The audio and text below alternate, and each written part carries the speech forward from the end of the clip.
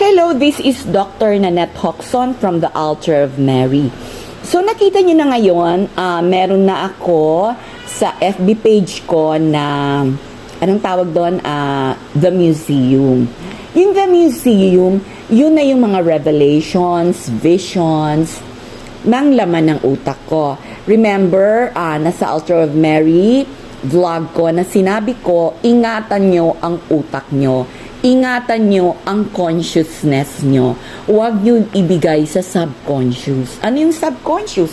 Ayan, nanonood ka ng mga sports events, nanonood ka kay Carlos kasi may gold medal, nanonood ka ng mga telenovela, concert ng mga BTS, mga ganon. Isa, Bini ba yung isa? Wala talaga ako alam sa mga ganyan. I don't watch it kasi ayoko ng any distraction sa pag-serve sa Panginoon. Kaya, ganun po tayo. Actually, nawala ako. So, ganun tayo, no? Focus lang talaga sa pag-serve kay God. So, yun na yung laman ng utak ko, nilagay ko na into painting. So, ang mga laman na yon, like for example, makakita kayo doon ng violet haze, magpa-violet haze ako. Ibig sabihin, righteousness ang susundin mo.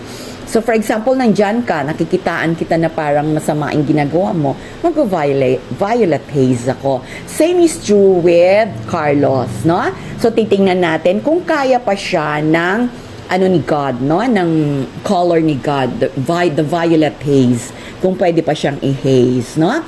Kung blue haze ang ibibigay ko sa inyo, it means judgment. Pag may ginawa kayo, you will be judged, no?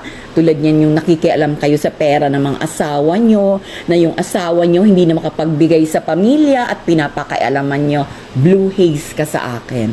So makikita mo, minamalas-malas ang buhay mo. Ganun po yun. Hindi na po ako tatahimik sa mga ginagawa nyo kasi hodang closest relative ko kayo. Okay? So ganun. Hope you watch ang aking mga paintings, tingnan nyo doon. So, later, isa-isahin ko explain sa inyo at ang ganda nun, no? So, yun ang laman ng utak ko. Hindi na ako pwedeng pasukan ng mga kung ano-ano dyan sa utak ko, kundi yung conscious mind ko, the power of my mind, yan ang naghahari sa akin. At for us, na power of the mind na ginagamit natin, at marami tayo, well, ang tawag nga dyan, this is huge. Panalo. Although panalo na tayo. Actually, kahit isa or dalawa lang ang magkakaroon ng consciousness, the mind power, talong-talo na ang kalaban. Okay? Thank you.